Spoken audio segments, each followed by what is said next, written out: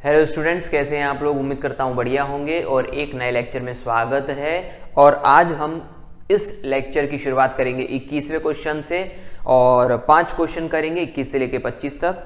तो बिना किसी देरी की शुरुआत करते हैं 21वें क्वेश्चन से। 21वें प्रश्न में कहा गया, एक दुकानदार को 140 पेन बेचने पर 20 पेन के विक्रय मूल्य के बराबर लाभ होता है। तो उसने प्रश्न में कहा एक दुकानदार कितने पेन बेच रहा है 140 और उसे बेचने पर 20 पेन के बराबर के विक्रय मूल्य के बराबर का क्या होता है, लाभ। अब आप ध्यान दीजिए, इस प्रकार के प्रश्न जब भी इस भाषा में आ जाते हैं कि किसी व्यक्ति को कुछ संख्या बेचने पर कुछ संख्या का लाभ होता है तो उसको आपको कैसे देखना है। इस प्रकार के प्रश्न में आपको ये मानना है कि 1 रुपए का एक पेन है। अब यदि वो 140 पेन बेचेगा, इसका मतलब क्या करेगा, विक्रय करेगा, और विक्रय करेगा तो 140 रुपए विक्रय मूल्य आ गया। अब उसने भाषा में क्या इस्तेमाल किया शब्द, 20 पेन के विक्रय मूल्य के बराबर का लाभ होता है। मतलब यदि एक पेन 1 रुपए का है तो 20 पेन के विक्रय मूल्य के बराबर का लाभ कितना हो जाएगा, 20 रुपए। इसका मतलब कि ये 20 रुपए ही आपका लाभ है। अब हम जानते हैं कि हमको यदि लाभ प्रतिशत चाहिए तो लाभ प्रतिशत क्या होता है, विक्रय माइनस क्रय बटा में क्रय गुणा में 100। यानी कि विक्रय मूल्य में से क्रय मूल्य को घटाएंगे तो हमको लाभ मिल जाएगा। तो ये हो गया विक्रय मूल्य जो कि 140 रुपए है। क्रय मूल्य आपको निकालना है। अब यहाँ पर कंफ्यूजन हो गया कि सर क्रय मूल्य तो हमने निकाला नहीं। कोई बात नहीं, ये 140 रुपए में आपने कोई चीज बेची है जिस पे 20 रुपए का लाभ हुआ है, तो ऑब्वियसली वो चीज कितने रुपए की होगी, 140 रुपए में से 20 रुपए आप घटा दीजिए। तो यहाँ पर 140 माइनस 20, ये मूल्य कितना आ जाएगा, 120। और यही आपका क्या होगा, क्रय मूल्य। क्यों? क्योंकि आपने 120 रुपए की कोई चीज खरीदी, उसे 20 रुपए ज्यादा में बेच दिया, तो टोटल मिला के कितने में बेचा, 140 रुपए में। इसी प्रकार से विक्रय मूल्य में से लाभ को घटाने पर हमें क्रय मूल्य मिल जाता है। अब हम बात करेंगे कि क्रय मूल्य हमारे पास 120 रुपए आ गया है, बटे में हम 120 रुपए रखेंगे और गुणा में हो गया 100। इस प्रकार से 140 में से 20 गया तो 20 बटा में 120 गुणा में हो गया 100। 20 से काटेंगे 120 को 6 बार, यहाँ पर 1/6 दिखाई दे रहा होगा और 1/6 का फ्रैक्शन वैल्यू परसेंटेज में कितना होता है, 16 सही 2/3%। तो इसका सही आंसर क्या आ जाएगा, 16 सही 2/3%। ठीक है, कहाँ दिख रहा है ये दिख रहा है चौथे ऑप्शन पे। ऑप्शन यदि बदल भी जाएं तो कोई दिक्कत नहीं है, आप संख्या को पकड़ के रखना। 16 सही 2/3% इसका सही आंसर आएगा।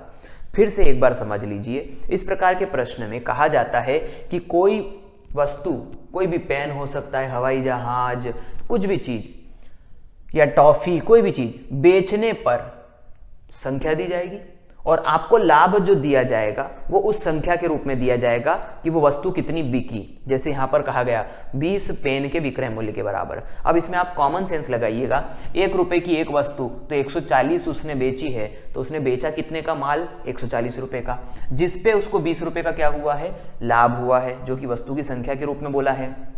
यहां से आप क्रय मूल्य निकाल लोगे और लाभ का प्रतिशत रख दोगे, विक्रय माइनस क्रय बटा क्रय गुणा में 100। इस तरीके से सॉल्व करोगे तो 16 सही 2/3% इसका आंसर आ जाएगा। चलिए अब हम बढ़ते हैं आगे। क्वेश्चन नंबर 21 के बाद क्वेश्चन नंबर 22। क्वेश्चन नंबर 22 में हमसे कहा गया है, एक व्यक्ति ने एक पुरानी साइकिल 162 रुपए में खरीदी। खरीदी का मतलब क्या हो गया, क्रय करी 162 रुपए में। आगे कहा गया और 18 रुपए उसने बनवाने पर खर्च कर दिए। अब ये खर्च कौन करेगा, वो व्यक्ति ही करेगा। यानी कि ये 162 रुपए में ही आपका ये क्रय मूल्य में ही खर्चा जुड़ जाएगा। उसने उसे 171 रुपए में बेच दिया। बेच दिया मतलब विक्रय कर दिया, कितने रुपए में, 171 में। अब प्रश्न में आपसे कहा गया उसका लाभ या हानि प्रतिशत बताओ। अब हमें नहीं पता कि यहाँ पर लाभ हो रहा है या हानि हो रही है, तो पहले हम चेक कर लेते हैं। यहाँ पर टोटल मिला के उसने खर्च कितना करा, 180 रुपए, यानी उसका क्रय मूल्य कितना हो गया, 180, और उसने बेचा कितने में है, 171 में। कहने का मतलब है ज्यादा में खरीदा और कम में बेचा। इसका मतलब क्या हुआ, उसको हानि होगी। इसका मतलब इस पे लाभ का प्रश्न नहीं बनेगा, हानि निकलेगी। और हानि प्रतिशत क्या होता है, हानि प्रतिशत होता है क्रय माइनस विक्रय अपॉन में क्रय गुणा में क्या हो गया, 100। तो यहाँ पर क्रय क्या हो गया, क्रय हो गया आपका 180 माइनस 171 बटा में 180 और ये गुणा में क्या हो गया 100। ऊपर क्या बच जाएगा 9 बटा 180 गुणा में क्या हो गया 100। 9 से आपने इसको काटा तो 20 बार और 20 से ये 100 कट जाएगा 5 बार। तो 5% की क्या हो रही है हानि। आ रहा है समझ में। देखते हैं कहां पर है ऑप्शन। यस, पहला ही आंसर जो है इसका सही जाएगा। 5% की हानि होगी। ठीक है, उम्मीद करता हूं आप समझ गए होंगे कि किस तरीके से बहुत बेसिक और सिंपल तरीके से हमने यहाँ पर निकाल लिया। अब अगली बार के लिए याद रखिएगा कि जब भी क्रय मूल्य में कोई भी खर्चा, लगवाने का खर्चा, बनवाने का खर्चा, कोई भी खर्चा होता है तो वो क्रय मूल्य के साथ ही जुड़ता है। इस प्रकार से कुल क्रय मूल्य जो है उन सभी का योग होता है। इस बात को बस इस प्रश्न में ध्यान रखना। बाकी तो ये सिंपल क्वेश्चन था। क्वेश्चन नंबर अब करते हैं हम 23वां। क्वेश्चन नंबर 23 में कहा गया है 21 वस्तुओं का क्रय मूल्य 18 वस्तुओं के विक्रय मूल्य के बराबर है। तो यहां पर कहा गया 21 वस्तुएं हैं और यहाँ पर 18 वस्तुएं हैं। अब ध्यान देना, यहाँ जो बोला गया वो आप समझना कि यहाँ पर 21 वस्तुओं का क्रय मूल्य 18 वस्तुओं के विक्रय मूल्य के बराबर है। तो लाभ या हानि प्रतिशत निकालिए। फिर से यहाँ पर प्रश्न उठता है कि लाभ या हानि प्रतिशत निकालना है। लाभ हो रहा है या हानि। अब मैं पहले तो आपको करके बता देता हूं कि इस प्रकार के क्वेश्चन कैसे करते हैं ताकि आपको समझ में अच्छे से आ सके। तो मैंने क्या करा कि यहाँ पर देखा कि 21 वस्तुएं आई लेकिन गई कितनी 18, मतलब बची कितनी 3। तो यहाँ पर 3 का जो है हमको पहली बात तो लाभ हो गया। अब कैसे हुआ यह भी समझ में आ जाएगा। 3 के बाद में मूल रूप से नीचे क्या रखते हैं हम क्रय मूल्य, क्योंकि हमें पता करना है लाभ प्रतिशत या हानि प्रतिशत। तो यहाँ पर जो क्रय मूल्य होगा वो होगा हमारा 18 और गुणा में हम कर देंगे 100। क्या हुआ 3 6 18 1/6 गुणा 16 यानी कि 16 सही 2/3% जो होगा यहाँ पर क्या होगा लाभ। अब आप कहेंगे सर ये लाभ कैसे हो गया हमें बताइए। ठीक है, यहाँ पर ये क्यों आया, यहाँ पर ये क्यों आया। तो पहली बात तो लाभ हो रहा है, हानि हटा दिया। लाभ हो रहा है तो लाभ का प्रतिशत कैसे निकालते हैं। लाभ का प्रतिशत ऐसे निकलता है कि लाभ बटा क्रय मूल्य गुणा में 100। अब यहाँ पर हम इस बात को समझें कि ये लाभ की जगह हमने 3 क्यों रखा और क्रय मूल्य की जगह हमने 18 क्यों रखा, उससे हमें ये पूरा क्वेश्चन समझ में आ जाएगा। तो कैसे कर रहा हूं ध्यान देना। मान के चलो कि मुझे 18 वस्तुओं की जरूरत थी, मैंने किसी एक व्यक्ति से ये 18 वस्तुएं बुलवाई। अब 18 वस्तुओं का मैंने उसे पैसा दे दिया, लेकिन वो व्यक्ति उतने ही पैसे में कितनी वस्तुएं लेके आ गया 21 वस्तुएं लेके आ गया। अब उस व्यक्ति ने 21 वस्तुओं में से मुझे वापस कितनी दी 18, लेकिन उसने रख कितनी ली 3। इसका मतलब उस व्यक्ति को कितने वस्तुओं का फायदा मिला 3 वस्तुओं का, लेकिन पैसे मूल रूप से खर्च कितने के हुए 18 वस्तुओं के। क्या मेरी बात समझ में आ गई है। फिर से समझ लो, एक व्यक्ति है जैसे कि मैं हूं, मैं कौन हूं ग्राहक हूं, और ग्राहक ने कोई चीज डिमांड करी। मैंने कहा कि भाई इतनी चीजें ले आओ 18। इस दुकानदार ने, ये रहा दुकानदार है ना, इसको आप ऐसे समझिए। ये दुकानदार को मैंने कहा कि मुझे 18 वस्तुएं चाहिए। दुकानदार ने कहा 18 वस्तुओं का पैसा जमा कर दो। मैंने उसको जितना पैसा जमा किया उसमें वो दुकानदार 21 वस्तुएं ले आया। इस प्रकार से उसने वापस मुझे कितनी करी 18। आ रहा है समझ में। उसके पास कितनी बच गई 3। इसका मतलब 3 का उसको क्या हो गया लाभ हो गया, इसलिए मैंने लाभ प्रतिशत निकाला। 3 को मैंने ऊपर रख दिया और ग्राहक मैं था, तो टोटल 18 के पैसे मैंने ही खर्च किए, यानी मैंने क्रय की है 18 वस्तुएं। 18 ही क्रय मूल्य हो जाएगा। क्या मेरी बात समझ में आई है आपको। तो यहाँ पर इस चीज को समझना है कि इस प्रकार के प्रश्न में क्रय मूल्य विक्रय मूल्य हो जाता है और विक्रय मूल्य क्रय मूल्य, ये बात आपको समझनी है। ठीक है, तो ये सिर्फ मैंने उन लोगों के लिए बताई बात जो लोग नए हैं, इस वीडियो को पहली बार देख रहे हैं, वरना इसके पिछले वीडियोज में मैं अच्छे तरीके से समझा चुका हूँ। ठीक है, तो इसका सही आंसर आएगा पहला 16 सही 2/3% क्या होगा लाभ होगा। तो हमेशा याद रखिएगा यहाँ पर शब्दों के अनुसार मत चलना। प्रश्न में ये क्रय मूल्य विक्रय मूल्य शब्दों से मत देखना, वरना प्रश्न में देखोगे तो आपको 21 जो है वो क्रय दिखेगा और जो 18 है वो विक्रय दिखेगा। तो यहाँ पर जो बोला जाता है उसका विपरीत मानना, जिसको वो विक्रय कहे उसको क्रय मानना, जिसको क्रय कहे उसको विक्रय मानना। या फिर इस भाषा का प्रश्न आपके पास आ जाए तो इस एरो को बनाना, 21 लाओगे 18 दोगे तो 3 बचेगा, 3 आपका लाभ होगा। यस, समझ में आ गया होगा। आगे बढ़ते हैं, ये 23वां प्रश्न था। 23वें के बाद में अब हम बढ़ेंगे 24वें प्रश्न की तरफ। तो 24वें प्रश्न में हमें कहा गया कोई वस्तु 20% की छूट पर बेची गई, ठीक है, और नगद भुगतान करने पर 30% की एक और छूट दी गई। यदि मैंने नगद भुगतान पर 2240 रुपये में वह वस्तु खरीदी तो वस्तु का बाजार मूल्य क्या होगा। अब ये क्वेश्चन यदि आपको समझना है तो उसके पहले आपको ये समझना पड़ेगा कि कोई चीज मतलब बाजार मूल्य या लागत मूल्य कैसे बताते हैं हम। तो यहाँ पर हम सबसे पहले कोई चीज को क्या करते हैं, खरीदते हैं यानी क्रय करते हैं।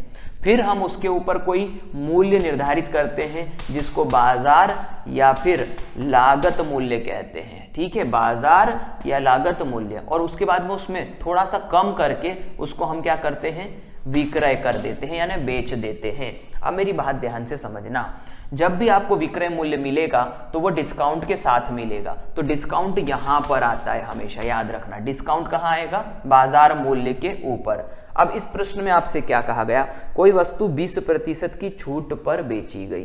तो सीधी सी बात है, बेचेंगे तो छूट मिलेगी, इसका मतलब उसका पहले से कोई मूल्य निर्धारित था। हमने मान लिया कि उसका मूल्य X रुपए था। अब उसके ऊपर कुछ ना कुछ डिस्काउंट देंगे तो वो राशि कम हो जाएगी। यहां पर पहला डिस्काउंट आपको कितना दिया गया, 20% का। इसके बाद में आपसे कहा गया नगद भुगतान करने पर 30% की और छूट मिलेगी, यानी कि आपको एक छूट नहीं मिल रही है, आपको यहां पर टोटल मिला के 2 छूट मिल रही है, पहले 20% फिर 30%। और उसके बाद में आपको कहा गया यदि मैंने नगद भुगतान 2240 रुपए करा, मतलब खरीदने वाला ये कह रहा है कि कुल मिलाकर के दुकानदार ने मुझे कितने में बेची है, 2240 रुपए में बेची है। तो प्रश्न में कहा गया वस्तु का बाजार मूल्य क्या है, यानी X की वैल्यू निकालिए। अब ध्यान देना, यहाँ पर X की जो वैल्यू होगी उस पर पहले आपको 20% की छूट मिली क्योंकि आपने नगद भुगतान किया है प्रश्न के अनुसार, उसीलिए फिर 30% की भी छूट मिलेगी और फिर आपको इतना राशि देना है। इसको व्यवहारिक रूप से जमाएं तो हम कहेंगे X जो भी राशि होगी उसमें से पहले हमको 20% राशि नहीं देनी है क्योंकि वो डिस्काउंट मिला है। तो हमको कितनी राशि देनी है, 80%, यानी X का 80% ही हम दुकानदार को देंगे या दुकानदार उस पे बेचेगा। लेकिन नगद भुगतान करोगे तो 30% और आपकी राशि कम हो जाएगी। लेकिन किसका, इस पूरी राशि का, जो बची हुई राशि है, तो यहाँ पर हम 30% और बचत कर लेंगे तो बची राशि कितनी, 70% गुणा, यानी कि ये पूरी जो राशि हो जाएगी ये हो जाएगी आपकी 2240 रुपए। अब कंफ्यूजन यहाँ पर बहुत बार आता है, सर ये 80 का फिर 70 क्यों हो गया। आप यहाँ पर पहले जिसको कहना चाहिए कि 80 रख रहे हो तो फिर 80 के बाद में और कम करके फिर 30 कम 80 करो तो फिर 50 हो जाएगा। यहाँ पर ध्यान से समझो, सबसे पहले आपका 100% क्या था, X रुपया। उसके बाद में फिर आपको डिस्काउंट कितना मिलना था, 20%। तो आपने कहा कि इस 100% का वैल्यू आपको 20 कम देना है, तो देना कितना है, 80। तो ये तो आपको समझ में आ गया होगा कि यहां तक क्या बात थी, 80 क्यों करा।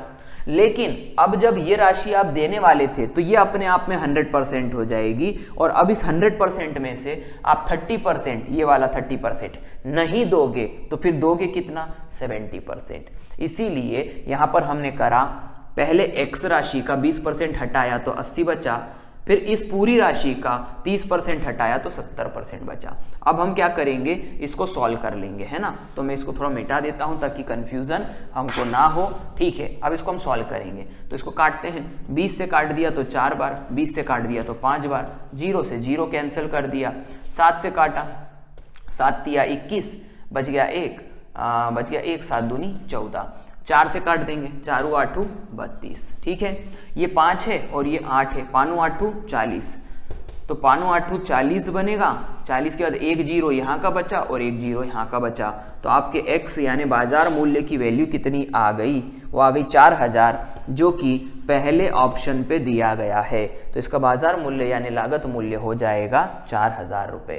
कैसे, समझ गए होगे, उम्मीद करता हूँ मैंने यहाँ पर जो कन्फ्यूज़न था उसको क्लियर कर दिया। साथ ही साथ यहाँ पर मैंने फ्लो चार्ट से समझाया कि कोई भी चीज़ पहले खरीदी जाती है, फिर उसके ऊपर मूल्य निर्धारित किया जाता है बाजार में, फिर उसको कुछ कम मूल्य पे बेच दिया जाता है। तो ये क्रम हमेशा याद रखो, इससे बहुत सरलता मिलेगी आपको। क्वेश्चन नंबर अब हम करेंगे 25वां।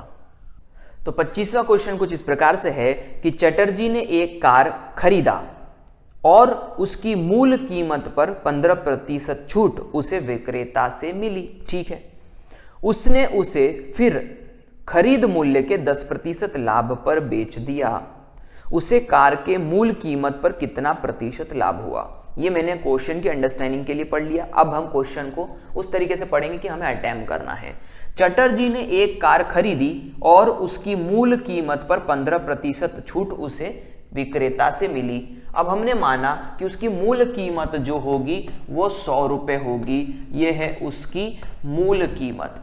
अब इस 100 रुपये पर उसको 15% का क्या मिला है? डिस्काउंट, यानी 15% राशि उसको नहीं देनी थी। तो 100 रुपये का 15% 15 रुपये हो गया। तो उसने कितने रुपए में खरीदी? 85 रुपये में वह खरीदी। आ रहा है समझ में?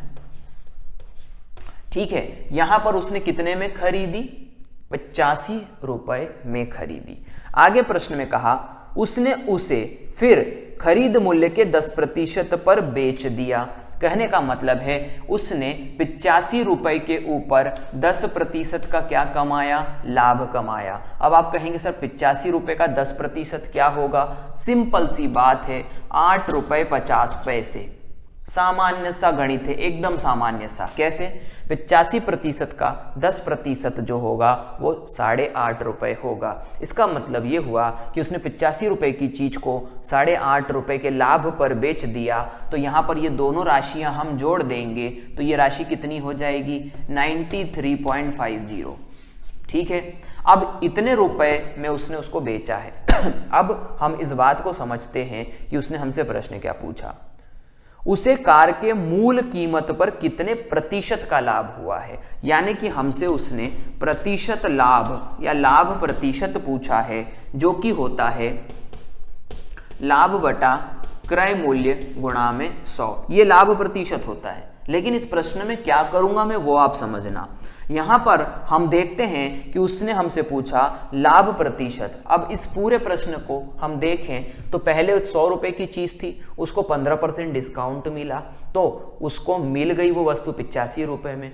फिर उसने इस 85 रुपये पर 10% का लाभ कमाया, जो लाभ कितना है? 8.50। यानी कि मैं यहाँ पर 8.50 रख दूंगा क्योंकि उसको लाभ कितने का हुआ था? 8.5 रुपये का। अब क्रय मूल्य की जगह क्या आएगा ये बात आप समझना। तो प्रश्न में कहा उसे कार के मूल कीमत पर कितना लाभ हुआ, यानी कि यहाँ पर आपको क्रय मूल्य की जगह ये 85 रुपये नहीं रखना है।